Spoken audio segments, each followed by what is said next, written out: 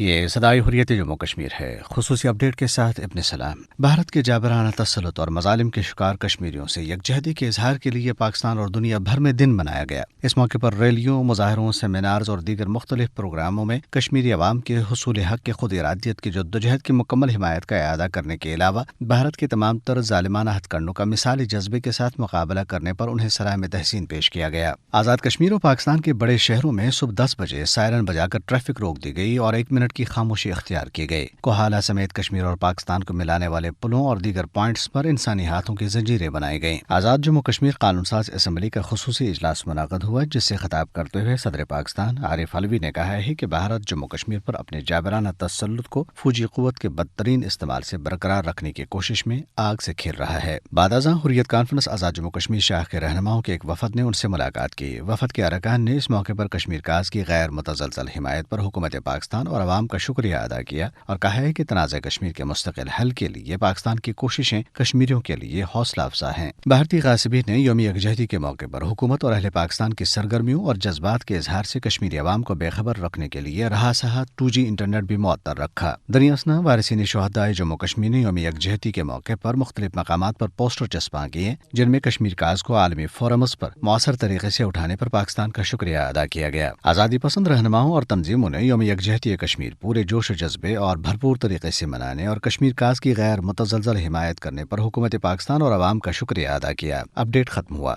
مقبوضہ جموں و کشمیر پر بھارت کے غیر قانونی، غیر آئینی، غاصبانہ اور ناجائز قبضے کے خاتمے کے لیے گزشتہ 73 برسوں سے برسر پیکار اہل کشمیر کی جدوجہد، عزم و ہمت اور حوصلوں کو آج پھر ایک بار اہل پاکستان، آزاد کشمیر اور دنیا بھر میں مقیم کشمیریوں، پاکستانیوں اور انصاف پسند حلقوں نے شاندار خراج تحسین پیش کیا ہے۔ آج پورے پاکستان میں کراچی سے لے کر خیبر اور پنجاب سے بلوچستان تک اہل کشمیر کے ساتھ جس لازوال یکجہتی کا اظہار کیا گیا، اہل کشمیر اسے کبھی بھلا نہیں پائیں گے۔ 5 فروری یوم یکجہتی کشمیر جہاں تجدید عہد کا دن ہے، وہیں آج کے دن اقوام عالم پر واضح کیا جاتا ہے کہ اہل کشمیر اور اہل پاکستان یکجان دو قالب اور حالات کے تمام تر جبر کے باوجود انہیں ایک دوسرے سے الگ نہیں کیا جا سکتا۔ صدر پاکستان اور وزیر اعظم پاکستان نے اہل کشمیر کو یقین دلایا ہے کہ وہ فسطائی بھارت کے خلاف جدوجہد میں تنہا نہیں، بلکہ 22 کروڑ اہل پاکستان سیسا پلائی دیوار کی مانند ان کے ساتھ کھڑے ہیں۔